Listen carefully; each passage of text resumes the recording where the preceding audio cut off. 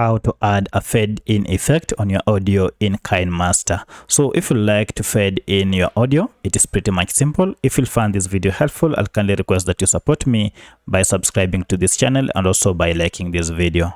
Alright, my name is Isaac and this is a minute with AI. Now the first thing you need to do is to go over to this gear settings here and then tap on it.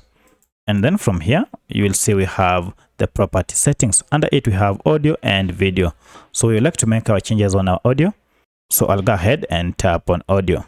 And we want to add a fade in effect. So if you scroll down here, you can see audio fade in. So this will apply it at the start. Go ahead and toggle this on to activate it like that. And now you can adjust the duration of the fade. For instance, we want it to fade for 2 seconds or 2¼ seconds like that. And then now exit and let's play our audio and see if that has been applied. And if you go ahead and play,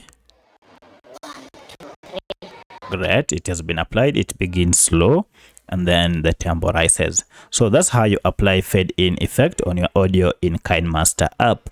If you have any other question, kindly let me know in the comment section. Otherwise, if this video is helpful, please like it and also subscribe to my channel. Thanks for watching and let's meet in the next video.